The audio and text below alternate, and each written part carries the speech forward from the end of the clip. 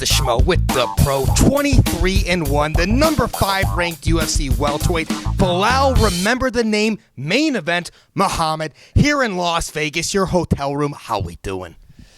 Good, man. Loving Las Vegas right now. Getting the grind with the Dagestanis. Feeling good. Starting out camp strong. And you're also cornering not one but 2 fighters this upcoming weekend for UFC Vegas 49. Yeah, you guys saw him last year. I should have been the knockout of the year. Ignacio Bahamondes. His opponent came in 4 pounds overweight, but fighters fight. He still took the fight. And then I got Ramiz Brahimaj. Just took this fight short notice, 1 week notice. And Carlos Hernandez, also a teammate on the card. I won't be cornering him, but first fight of the night. One on the Contender Series. That guy's a flyweight freaking Tasmanian devil. Tune in. Well, you're always staying busy because you yourself, you got a main event April 16th against the number 4 Vicente Luque right here in Las Vegas. Obviously, you got the analyst role, you got the cornering role. Belal, how do you make time for everything? I do it all. I sit there, we were just talking about it, you know, the podcast, the analyst role, the cornering, the training. I'm a guy who wears many coats. You know, I keep my circle small, and, you know, I do for them as they do for me. So when my teammates got fights, I got to help them out. When I got fights, they got to help me out. So it works. We're a little family. So you've been training with the Dagestan guys. How does Islam Makhachev look right now? Because obviously he's got Bobby Green, a last-second change, less than 2 weeks' notice. What do you make of everything? These guys, they train different. You know, for them, it doesn't matter who's in front of them. They know what they're going to do. They know how they work hard. When you work hard, when you do all the right things, then it doesn't matter who your opponent is, because whoever they put in front of you, you're ready to go. If you're in battle in the old days and old ages, you don't know what your guy's going to do in front of you. So you train for everyone, and that's what these guys do. These guys train for everyone. Bobby Green has a crazy style, an awkward style, and the fact that Islam is willing to take that fight, and he has everything to lose and really nothing to gain, because people are still going to hate on him if he comes out there and finishes him quick. You know, it just shows what type of fighter he is, and it shows that he's a true champ willing to fight anybody. And how does Khabib feel? I mean, has he gained a lot of weight? He's the coach now. I mean, he had great top pressure before, but now he's even heavier than before. And I was like, I trained with him when he was lightweight champion, but now that he's not, he's even heavier. And I'm like, he still moves great, still trains great, still trains hard, and he pushes his guys to the next level, and all of his guys are taking after him, and you can just tell their mentality in the training rooms is a different type of mentality. It makes you stronger, makes you tougher, and there's no joking around. There's no playing around. There's no smiling in that room. It's all one goal, to go in there and get your right working. So let's talk about you for a second. This is going to be a rematch April 16th. You fought Vicente Luque. It didn't go your way back at UFC 205. Why is this Belal Muhammad a lot different in that version that we saw that night in Madison Square Garden? This is a whole different version of me. I'm a whole different man. Since that fight, I've been 10-1, fought the best of the best, beat 2 guys back-to-back that fought for the title twice. So I showed that I belonged there. I showed that I earned this rematch. It wasn't given to me. And I'm going to show that day that I'm a guy that should next in line for the title shot.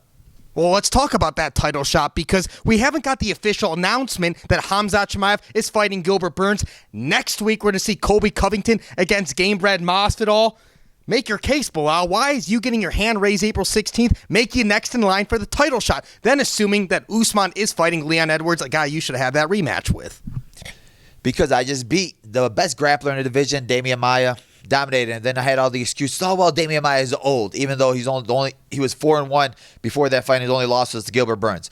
After that, I beat Wonder Boy, dominated him. Well, Wonder Boy, you know, he doesn't have wrestling, even though he dominated Luque and Jeff Neal, who were both on great hype trains.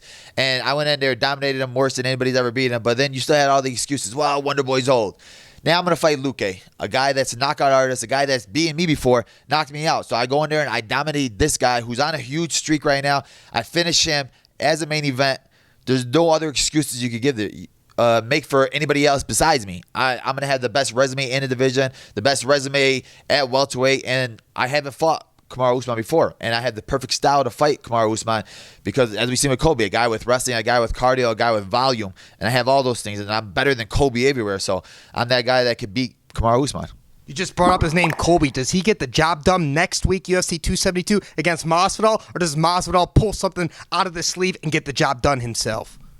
I don't think Masvidal has to pull anything out of his sleeve. I think that talent-wise, Masvidal could compete with him. Colby, he does a lot of volume shots, a lot of takedowns, but he can't hold you down. Masvidal gets up all the time. Masvidal is good at off his back, good at defending takedowns, and the fact that they trained together all those years, I think that Masvidal knows what Colby's go-to takedowns are, knows what sweeps work on Colby, knows how to get up from underneath Colby, and I think that's going to hurt Colby because when it's a 5-round fight, I think that Masvidal can finish him. Yeah, tell that to the Vegas odds because they've been favoring Colby Covington, and those coaches, they know Colby Covington in and out.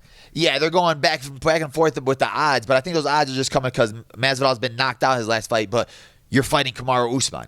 Colby really doesn't have knockout power like that. Like I said, Colby's more of a volume striker. When you're a volume striker, and he gets hit a lot, as we've seen in his last couple of fights, and he's gotten rocked. Even that last fight early against Kamaru Usman, I think that if Masvidal lands something clean on his chin, clean on his body, I think that he could finish him.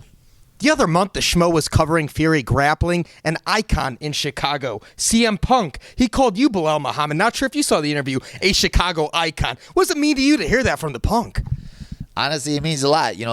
I feel like I'm starting to get the respect from my city, from my fans. I threw out the first pitch for both teams in Chicago, even though CM Punk wasn't happy about that. But, it feels good that I'm getting recognized now out there, and to have a legend like CM Punk, who I've always looked up to, and to have him on board, shouting my name in all his interviews, it feels good. And also, speaking of that first pitch, the Schmo saw that first pitch at Wrigley. We saw Conor McGregor's first pitch at Wrigley. No comparison, Belal. You got the better arm there on the mound. Yeah, I mean, Conor's a fighter. I'm an athlete and a fighter. I do it all. I could throw the first pitch. I could shoot a basketball. I could do it all. But the real question, where did you have more fun throwing the first pitch? Was it on the south side or the north side?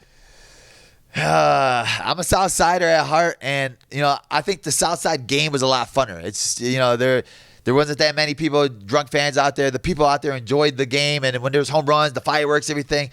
I think I love the South Side better. There was only one right answer there, and the Schmo agrees with you. South Side hitmen all day. And speaking of hitmen, what's the deal with you and Sean Strickland? The guy's been calling you out. You're trading bars back and forth on social media.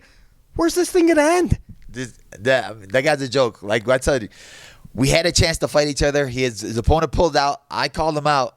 He said no, it wasn't worth it. But this guy's the killer, the murderer that wants to kill everybody, that'll fight anybody. But as we've seen in his last fight, it's all talk. It's all an act. Sean Strickland, stop acting.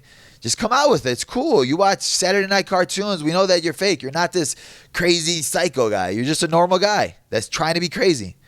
Just be yourself. So when can we anticipate seeing Remember the Name fighting for the welterweight strap? Will it be here in 2022? Would it be early 2023? What would you say? No, I'm going to beat Luque April 16th, and we're going to fight this title before the end of the year.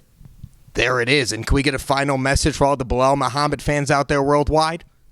Shout out to all you guys that always support me, always with me, always on board with me. And shout out to all the haters. I love that you guys comment. I love that you guys want to keep showing me the picture and the gift of me getting knocked out by Luque. Tune in April 16th and see if it happens again. He's the pro. I'm the Schmo, Las Vegas, Nevada. We're out.